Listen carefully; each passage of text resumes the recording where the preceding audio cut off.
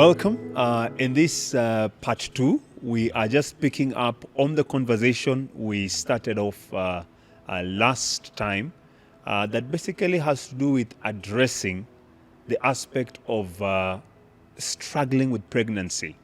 And the title of our subject is I Am Struggling to Get Pregnant. Just in case you have not watched part 1, I think it will be amazing for you to take time and watch on the same. And would like just to pick up on that conversation. Daktari, Yes. Dr. Wahome Ngare, Yes. he is a gynecologist by profession. He is in full-time private practice. He runs his own medical hospital by the name Mercy Medical Center. Center, situated at Cardinal Otunga Building, right at the heart of CBD. And he also says that it's not just him alone. You also have other gynecologists. Yes, so we're in a group practice. I have 2 other gynecologists. Okay. So it's a specialized clinic. Okay. We have 2 other doctors, Dr. Mwangi and Dr. Mutua, Okay. who are my colleagues. We've been working together for a while. Awesome. Yes. Awesome. Glad to hear. Yeah. And we'll be talking about it more at the very tail end of this video. Now, with pregnancy, it brings along emotional stress and some form of societal pressure. It's interesting that, and I don't know who taught us that way. I don't know where that came from. Here's a young person, you finish school. The next thing is, when are you getting married? Okay? You get married a week later down the line, just from honeymoon. You hear sentiments and words being thrown here and there. Yeah. So where is the fruit? We want to Yes, see the fruit Yes. of your union. Yes. Right from the word go, the pressure begins. It's sad that this pressure doesn't end. It goes on and on, until the day you leave this world. Who knows, maybe on the other side of life, I'm not too sure if that pressure is there.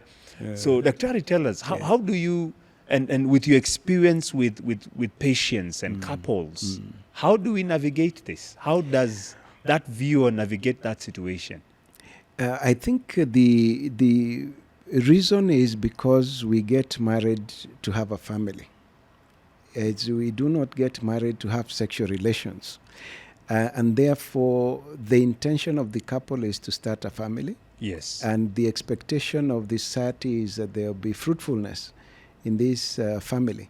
And it secures the community. Tomorrow is taken care of because that's what life is all about. I am young now, I am strong, then tomorrow I'm old, and the next day I'm dependent like I was a child. There must be somebody who takes care of this. So even as we get the children, we know we also become vulnerable. And I know people have said children should not be your pension scheme. But it is not in that sense. It's not that it is them who will take care of you. You can do a good job, Yes. and you'll be financially stable. But when you're weak, there must be somebody physically present, and that person must have been born by another. So it is an expectation, and that's where the pressure comes from. I think from a societal point of view, what we would need to do is to understand that the couple may choose to wait a bit for whatever reason, or there may actually be a problem. And if you're close enough to them, then it is possible that you can ask, is there a challenge? Because some of them will keep quiet and not do anything about it. But if they tell you that they would wish to wait for a year or 2, then there is no problem. Okay. So from the society, the support must be both ways. It is both to ask if there is a challenge, because then challenges can be addressed, or if there is just their plan to wait for one of them to finish school or do something before they get their baby, that can be understood. Now, from the couple, again, they got married to have these children. So when they are ready to have a child and the child is not coming, then of course it is a big challenge. And remember, for our Christian children, they have been asked to wait until they get married before any sexual activity. And they have waited, They have now gotten pregnant. They had been taught that hata ukiguswa tu hivi utapata mimba. And now they are having all this sex and no babies are coming. Again, it's very stressful, especially when they are ready now to have their children. So it has a great psychological impact. And both the couples and the society need to understand this. Okay. Now, there is also within the couple, there can be a problem because most of the time, because the man can experience something coming from him, there is an attitude of the problem is the woman. Okay, so sometimes men can be very unfair and put pressure on the women that, you go and get checked. What is wrong? How come you're not getting pregnant? And that's why I was saying it's very important that people learn to understand that this is a couple's problem. Not an individual's problem. I love that. So that they must go to the doctor together. I have seen people come to my office and say, a man comes and says, Doc, I want to be checked. We haven't gotten a baby for the last 2 years. And before we go to the doctors, I just wanted to know if I'm okay. Now you have just failed. You have just failed in your duty as a husband. Yes. Because you have broken the family. You have gone outside of the family and tried to solve a problem alone. I've also seen it with ladies coming to say they want to be checked first before they know what the problem is. Once you start it that way, once you start one person is sneaking behind the other to check, then you've already lost the plot, because if you find you're normal, then you will come accusing the other one of being the problem. But because if a man doesn't have sperm, if a woman has blocked tube, if she has some problem with her hormones, none of you asked for these things to happen. Yes. And we would only know that there is a problem after the marriage. So the best thing is to carry this as a cross and bear it and investigate it and hopefully find a solution that will be good for both of you. Yeah. Well said. Yeah. And while you're at that point, yes, we are having also a very interesting trend. There are those on the other side of the pendulum who are saying they're getting married. And I'm grateful that you've pointed out that fact that one of the reasons for marriage, God ordained, biblically instructed reasons for marriage is procreation. Yes. Now we have others on the other side of the pendulum who are getting married and they say they don't want children. I don't know what you have to say about that. I would look them in the face and I would tell them they made a big mistake. Okay. You made a very big mistake if you got married and your intention was not to have children. Because somebody is going to get hurt in that relationship. I have a couple who came to me and there was some time back and they wanted something. In fact, they were asking for a permanent method, something that would make sure they don't get children. And they came, both of them. They had just gotten married maybe about a year back. A permanent solution. A permanent solution. Okay. Something that will make sure they never get children, because they have both agreed they're not interested in children, but they wanted to get married. Wow. Now, that is biblically wrong. But this is a couple, I don't know their faith. They came to me as a doctor, so I'm not talking to them as Christians. But I was able to persuade them not to take anything permanent. And they went and got some method that they could use for 10 years. Then 10 years later, this lady comes to my office. And she says, Doctor... The same lady? Yes. Okay. Says, I want to remove that method. So I said, finally you guys agreed you want to have a baby. And she said, no. But I want a baby. He still doesn't want a baby. Wow. And we removed whatever she had. She went, she conceived, came, gave birth to the baby. 2 years later, the couple comes back. And this time, the complaint was, she's refusing to get another baby. And I'm thinking, what just happened here? What happened? You didn't want any children. Now you're the one who wants a second one. And he says, Doc, this child just changed my life. Wow. I didn't know what I was missing. You know, the decisions we were making were based on hurt that we had experienced in the past in our families. And everything has changed. And now I want more children. So you can imagine if somebody was quick to do something permanent for them. It would have been disastrous. It would have been disastrous because the craving would still have come. Wow. Then what do you do that you have made a permanent decision? So if you do not want to have children, please don't get married. If that is your intention, don't get married. Because I'm even thinking it would be quite unfair for the other partner. you see, both of you could agree at that point, but one of you may change their mind later. Yep. But because marriage is forgiving as a family, then you are denying us that child. It's better that you stay alone, be a bachelor, a spinster, and then we know you have made that decision. Yes. But don't call it marriage. You cannot get married not to have children. In fact, if as a pastor somebody said that during counseling, the idea would be you are not ready.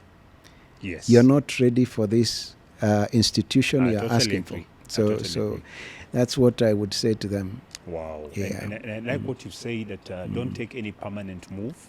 No. Have it temporal. And life has a way of, people go through certain situations which might influence certain decisions. Yeah. So make sure that your options somehow are open. Yes, Yeah. for us, even at the clinic, we don't use contraceptives. Okay. We teach natural family planning. Okay. The woman is fertile for only 4 to 6 days in a month. Okay. If people are disciplined and they understand the beauty of intermittent fasting, you teach fasting a lot. Huh? Yes, we do. And I do the same. Yes, I practice the same. So even in that consumption of that relationship, where there is intermittent fasting, where you deny yourself because the woman is fertile and the baby is still small, and then you come back together after the point of fasting, it is very, very, very, it builds up your spirituality, builds up your own discipline, and makes a relationship very nice. So contraceptives have a lot of issues. The hormones the women put in themselves, are the principal hormone is that of pregnancy. Okay, so those who are on hormones are taking progesterone, which is a pregnancy hormone. Now imagine the pregnancy hormone, they were taking it so that they can have a lot of sex without getting pregnant. But if you've ever had a wife who's pregnant, and you know how the moods swing so much, and they basically are not themselves, and you imagine your wife like that for 3 or 4 years, you can imagine not the a good place to be at. The Bible says in the book of Proverbs, it's better to live at the corner of the house than a trouble living in the same house with a wife who is troubling you as a man. Yes, so the thing is that natural family planning has been misunderstood to be the calendar method. Okay. That you count days or something, you use an app to track your periods. That's witchcraft. That's not natural family planning. Natural family planning is the woman understanding how she feels when she's ovulating, knowing the signs of ovulation, and she can actually tell her husband, I am now fertile, the baby is still small, we need to wait for 4 to 6 days, and then we can resume our activity. And it's very straightforward. So does it work? It does. Do you have cases where there are women who have done that? Yes. And you see, the challenge is, the beauty is that there's nothing you're putting inside the woman. Okay. And the man learns to stop treating his wife like a sex object. You see, if your wife is using a contraceptive, and you ask for sex and she says she's not interested, there is that temptation to ask, but you can't get pregnant. What's your problem? Eh? In other words, she's just good for sex. Contraceptives turn women into sex objects. You have suppressed your femininity. You have suppressed your desire, your capacity to get babies, and now you're only good for sex. Okay. If you don't use them, then you can conceive, and both of you then make decisions and respect one another, and you respect nature, and it ends up being healthier. So it requires an element of discipline, I agree. but and then from both parties. Of course, if the husband is a drunkard and he comes home and he doesn't want to be told stories, nothing much can happen. If the woman is too lazy and doesn't want to take time to study herself, again, it won't work. Wow. But where people have taken it up as a lifestyle, then it is very, very powerful. Okay. So that helps us a lot, because even when you're dealing with infertility, it's a lot easier to know. Because if the woman is getting periods but is not noticing her fertility, she's not noticing that wetness in the middle of the month that tells her that she's ovulated, you don't need to do very many tests to know there is a problem. Okay? Then you can quickly go and start checking her hormones to discover what is wrong. Okay. Yeah. And quite interesting. And what I'm getting from you is discipline from both Yes. parties, You see, from the couple. So it's not just one person, as you said. Yeah. Both of them need to be disciplined. The lady needs to understand and learn her body. The man here yes, needs to understand. needs to understand. In fact, that, if you are trained in natural family planning, you would be able to tell if your wife is fertile. okay. Because during the time when she's having her periods or just before they come, she's a bit moody, she's a bit low, she might be a bit sharp in her tone. And then there is this time in the middle of the month where she's very nice, she's, exuberant, she has a lot of energy, she's very Positive nice. energy. Yes. And that's around the time of fertility. So the way God created the woman is that when she's fertile, she's most attractive. And she's most likely Happy, to say bubbly, yes. Yes. Okay. So if you observe her, you would be able to know.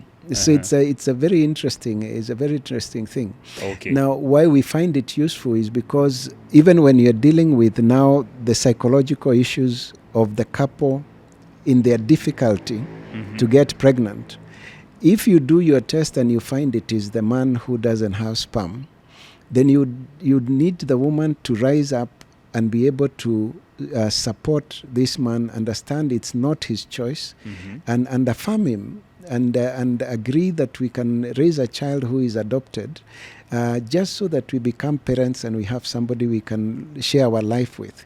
If it is a woman who is not, who has the problem and cannot conceive because of something you cannot change, then the man must rise up, affirm his wife, assure her that she still has a place in his life, and together they can go and adopt a child and raise a child. So the attitude of the people in marriage must be one that is complementary. It is not pointing fingers and accusing the other. That is why it is important that the couple has a good understanding of what married life is. Okay. Yeah. And I like what you're pointing out is simply saying that we have alternative therapies and support systems. Yes. That as a couple you need to explore. Yes. And as you've said, there are some situations where it might be irreversible or beyond certain interventions, but there's still an alternative that one can be able to pursue. You got married to start a family. It doesn't necessarily mean that the child must be yours. There are even people who have had children and then have adopted more. So the issue is to be a parent. Wow. And you can be a parent biologically, if that is possible, or you can be a parent by adoption. And I think it is time our society, especially the support systems, are careful to support. They should be able to support couples who are infertile, and encourage them and support them through the process of adoption. It's also important for the government to make it easier for adoption, so that those couples who are ready to have a family and have a challenge are given priority in terms of adopting children. I agree. Yeah. And I feel also the church, we as a church, we also need to embrace that alternative and encourage it also. The idea and I is, love what you said, it's you becoming a parent. Is you becoming a parent. It doesn't have to be a biological child. Okay. Because even this child you're going to receive, the biological child, remember God knew them before they were formed. And therefore it's not even yours. You basically are just a steward of God's gift. Amen. So even that one you bore is still not yours. Yes, they belong to God. Yes, and you must bring them to know Him. And therefore, even if you were to go and adopt a child, or to go and bring a child into foster care with you, it would still be a major step. Because parenting has something it does to the human heart. Is that self-giving is very important. Yes. The couples, of course, would have the right to say that if it doesn't happen, it won't happen. They will not adopt, and they will live together that way. That's still an option. But there must be a period when it comes that the tests have been done, options have been examined. A year is over. It is time for us to move on. For the psychological issues, it's very important that the examinations and the trying to get a baby comes to an end. So that period of 6 months to 1 year, everything has been examined, medicines have been given, surgeries have been done, whatever it is, and it is not possible. Then you go to the next level and then move on. Awesome. That story of 10 years, we are still trying, we are still seeing different doctors, is not good for mental health. Okay. Yeah. Okay. Yeah. Awesome. And just to point out this bit, just to take you back a bit, is there a place somebody can go to learn about the natural family planning method? Is there a place? Yes. Is there? We have Section? we have trainers. The Catholic Church in various places in the country Okay. has natural family planning trainers. Okay. Mater Hospital has a place. Okay. We teach that in our facility. Okay. We have an organization called FEM, Fertility Education and Medical Management, and a youth program called World Youth Alliance. They also train, and you can have those trainings online.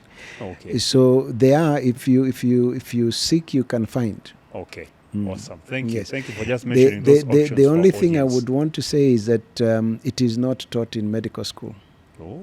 It is not taught to doctors. It is not taught to nurses. Okay. It is something we are trying to work towards as Catholic doctors to see if we can get a curriculum that can be acceptable to the nation. Because medical school has been infiltrated by interest by Big Pharma. And contraceptives are a huge industry. Yes.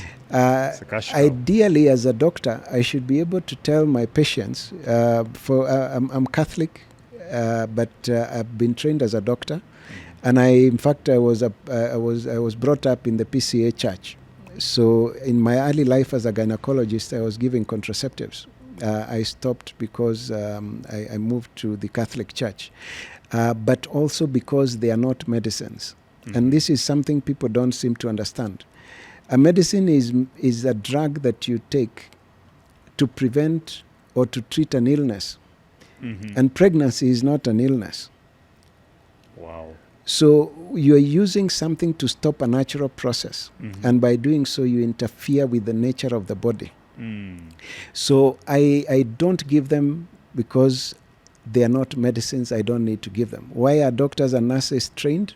Because they're the ones in contact with the patient. So the right thing would be for the government to train doctors and nurses on natural family planning and contraceptives. Then they present these two to the clients and let the clients choose. But it is it's very wrong, because in medical school we were taught the counting method or the calendar method. One sentence and the professor says it doesn't work and it is useless, and he goes on to teach you contraceptives. I was taught about the natural family planning method 5 years ago, or 6 years now, by the late Dr. Karanja. And when he was talking about it, I told him it doesn't work. I know it doesn't work. And he was able to show me how what we were taught was wrong. And that there is actually a way of teaching it, and it works. I agree. Yeah, so it does work. Awesome. And thank you so much for bringing that point. I personally take information from certain bodies, international, with a pinch of salt, because, as you said, there's quite some conflict of interest. Yes, and unfortunately, some of the people who sit to formulate those statements and policies have... their hands are in the cookie jar, you know, and they will push some narratives just to ensure that their interests are not hampered with. So I think it's good to be wise. So what we're simply telling our audience is to be wise. And by the way, feel free to like, subscribe, or follow on whichever platform you're watching us from. If you have a question, please do not hesitate to ask. We will indeed plan to respond to the same. Now, in your journey, Yes. I know you have numerous stories. What is that one success story that you can share regarding a couple that was struggling with infertility, just to see how we can give hope to that person who is watching? Let me quickly give you two. Okay. I met a couple who had not conceived for 3 years. 3 years of marriage. They hadn't conceived. They had gone to all the doctors in their area. I think they were coming from Embu. And they hadn't been able to get a baby. But they had been examined and they were completely normal. Both of them were completely normal. And so when they came to the clinic, the first thing we do is to understand the menstrual cycle of the woman. So before you go into too many things, just her menstrual cycle. How long does it last? How long do your periods last? How long does it take before the next period comes? Stuff like that. And she had a very special cycle. So she had a very short cycle. So the commonest cycle is 28 days from beginning to end. And therefore, the ovulation would tend to be somewhere in the middle. All right? Now, she had a very short cycle, about 22 days. And then very long menses that would last about 6 days. Okay? Now, the part of the cycle that is regular is from the mucus of ovulation to the periods, which is almost always 12 to 14 days. Okay? So if you have a very short cycle, so if you have a 28-day cycle, ovulation tends to be around day 14 because it's 14 days backwards from 28, not forwards. Now, if you have a 21, 22-day cycle, 14 days backwards tends to be day 7. And she has periods for 6 days. So her ovulation would happen just as her periods are coming to an end. So I asked her, have you ever noticed any of that clear mucus and stuff? And she says yes, but it comes, so her periods are ending, her fertility is beginning, and she notices that mucus. But because it has always been like that her whole life, she had always assumed that that is part of her menses and would allow it to end before they would have sexual relations with the husband. Now, guess what? She was missing the fertile window. For 3 years, they had never gotten a baby. 3 good years. So when I explained to them that that clear mucus that is coming towards the end of her cycle is actually the fertility beginning and merging with her periods, and I told them they have to have their relation around that time before even the mucus is completely clear. They got pregnant the next month. Just like that? 3 years of infertility, and the only thing nobody had ever done is taken the history of the menstrual cycle. Amazing. Which is the simplest place to start. The other one is a lady who had lost, she had 3 children. She had actually, she had 2 children, had wanted to have more children, but she would get pregnant and lose the pregnancies. She'd get pregnant, after 2 months, she'd lose a pregnancy. And because of our understanding, that time, it is around the time when we were having that challenge with WHO and the fertility regulating vaccines.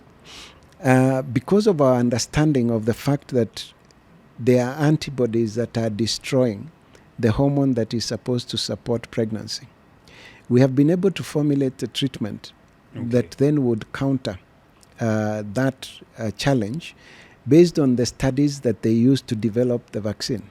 Okay? So we were able to put her on the treatment, and she managed to get 2 more children. And that story replicates many times. Okay? So there is a possibility of making a difference in people's lives. Of course, there are challenges, but those are 2 good examples of just the knowledge of what our current day is can help us to manage infertility. Amazing. Wow, beautiful stories right there. And I trust that there are many more, Yes. hundreds that have been down that journey. Yes. And today they are celebrating with a bundle of joy in their hands, Sure. by the grace of God, and also by the wisdom and the knowledge that the Lord has bestowed upon your team, and also I trust the fraternity of doctors out here. So in closing, Yes. if somebody out there is watching and they're interested in seeking treatment or consultation, how can they find you? How can they access you? Okay. Yeah. I have a medical center that is called Mercy Medical Center. It is in Cardinal Otunga Plaza Annex. The Cardinal Otunga Plaza Annex is in the same compound as the Holy Family Basilica, and its entrance is right opposite the Catholic Bookshop. We are on 6th floor. We are a group of 3 doctors. There is myself as a senior consultant. We're working with Dr. Mwangi, GP Mwangi, and with Dr. Martin Mutua is our latest consultant, and would be happy to do what it is that we can to help. Awesome. Thank you, Dr. Wahome. Asante It's sana. truly a joy and a blessing to have you here with us and just sharing your wisdom and helping thousands out here to be able to address those issues. And I trust that you have gained something and there is a solution for you. And we believe in God. We believe that God is the giver of children. May the Lord fulfill the desires of your heart. Amen. So let us pray, let us seek the Lord, and at the same time, knock on those doors. As you mentioned that first story that you shared, it's just a matter of understanding the cycles and how your body is. And right there and then, you get a solution. Now, please watch out on the next video. Coming up next week, we'll be talking about diet and struggles to do with pregnancy. I know it's quite a humongous study and field, but we will just try to be able to say one or two things as pertaining to the same. So please do look forward and engage with us next week on diet and pregnancy. The Lord bless you. And in case you want prayer, you need counseling, feel free to reach out to us. God bless you.